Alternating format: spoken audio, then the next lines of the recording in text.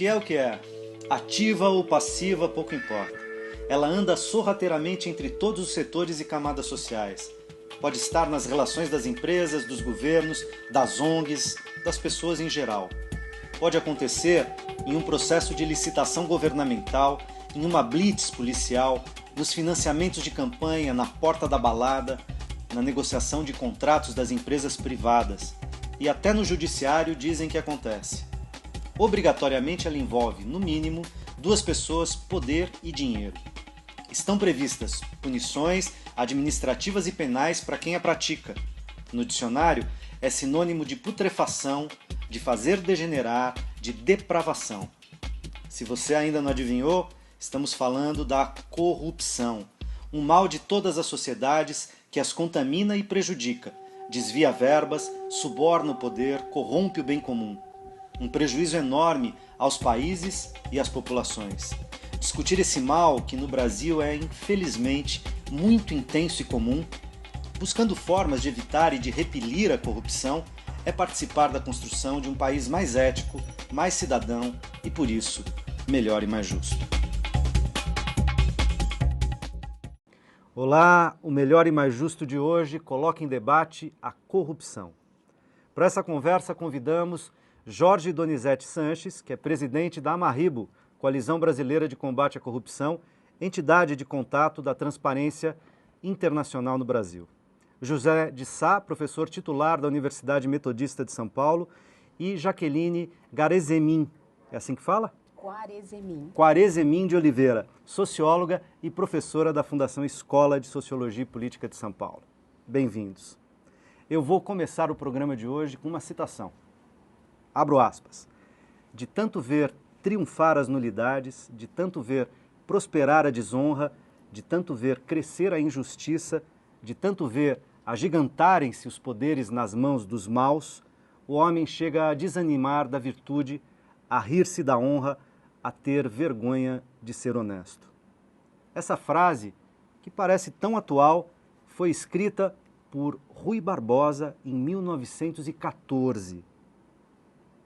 Na opinião de vocês, seja qual for a época, o regime ou o sistema, a corrupção é algo quase inevitável nas sociedades?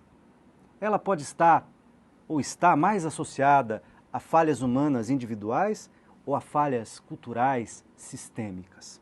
De novo, bem-vindos. Como cavalheiro que somos, vou começar pelas damas.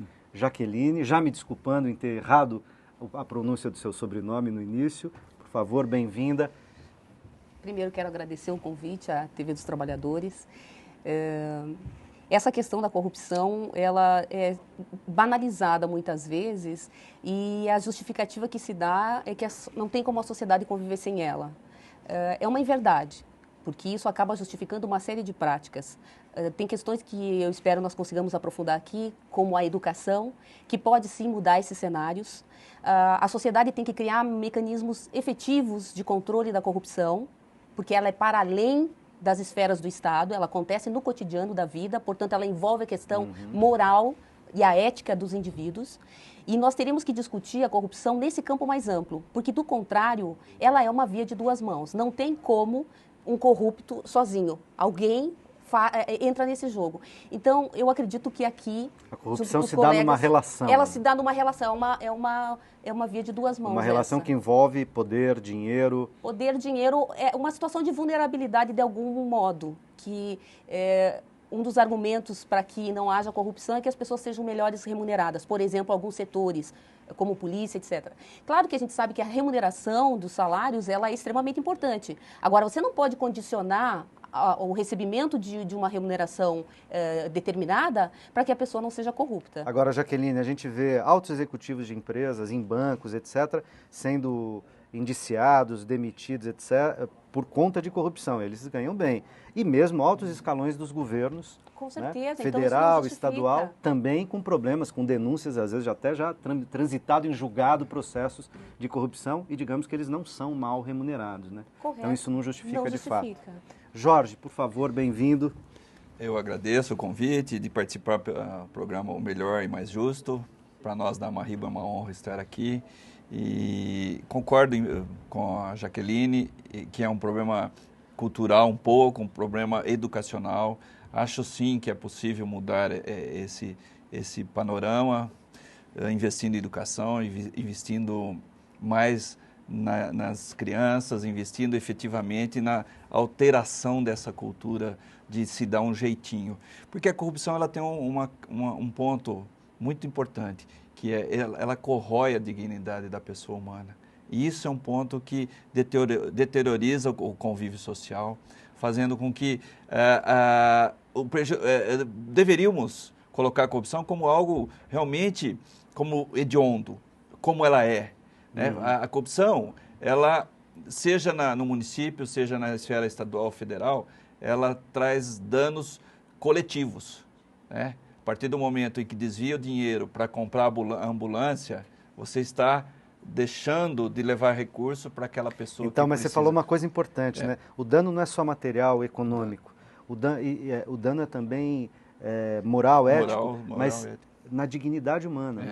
Né? De certa maneira, ele poderia dizer uma coisa que às vezes no Brasil parece que a corrupção foi se naturalizando. A gente vai achando natural, a gente vai perdendo uma capacidade de se indignar. É tão comum, todo mundo pratica, dando uma caixinha para o guarda, né? Para suborno o outro para ganhar um lugar na fila, pequenas etc. exigências que vão... Mas eu queria que o José também entrasse na conversa. José, bem-vindo. Muito obrigado. Obrigado, TVT. Obrigado a todos aqui. Uma coisa importante é corrupção. Discutir isso em nível aqui geral, especialmente para você que está em casa, vendo, assistindo. É importante perceber como que isso faz parte do nosso dia a dia, né? Como que a gente tolera, aceita. Só que não pode ser aceito. A pessoa fala, duvido que tenha um político honesto. Duvido que tenha um prefeito honesto. Duvido que tenha um governador honesto. Eu digo, tem. Porque eu conheço. Não podemos jamais generalizar a prática da corrupção. Não podemos... Na política e nem no dia a dia, porque tem um monte de cidadão que não admitem nem deixar de se indignar quando vem as coisas erradas, nem ele próprio ser objeto de corrupção ativa ou passiva, tentar subornar alguém ou aceitar suborno no seu trabalho, no seu dia a dia, etc. Ou seja, não dá para generalizar e há iniciativas que estão tentando enfrentar esses problemas, mas eles existem, né? Existem, como existem. Daí a importância da escola. Escola fundamental. Lá quando a pessoa começa, o jovem começa, a criança começa, depois ensino médio, depois universidade. Se nós não cuidarmos disso, o país acabou. Então é importante que haja esperança, que haja por que você trabalhar, por que você investir e você acreditar no ser humano. Não tenha dúvida. Eu cito o exemplo, porque a vida, Luiz, acontece nas cidades. São nas ruas, são nas famílias. E ali que está o gene, a sementinha do bem e do mal. Os políticos são a consequência do convívio social.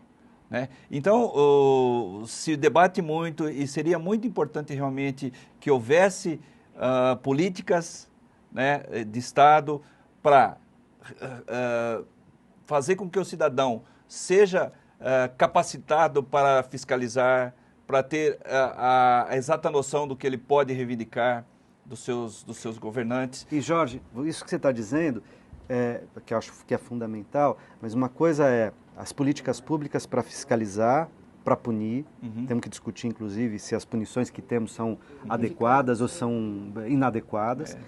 Mas, além disso, vocês estavam dizendo uma coisa que eu também acho importantíssimo, que é políticas públicas para promover uma mentalidade... De probidade. Um conjunto de valores de probidade, honestidade, de solidariedade e não de corrupção, porque a corrupção, inclusive, não é solidária, né? Não. É a ideia de ter vantagem sobre o outro, de levar vantagem para si.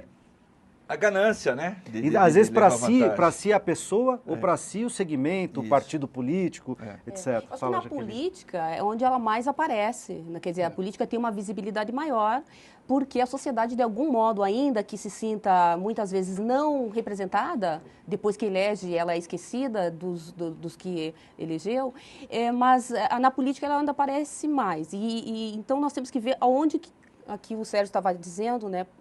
Nesse sentido, aonde que ela começa? O Jorge. O Jorge, desculpa. Que era essa questão... Não fui só eu, tá vendo? Muito bem.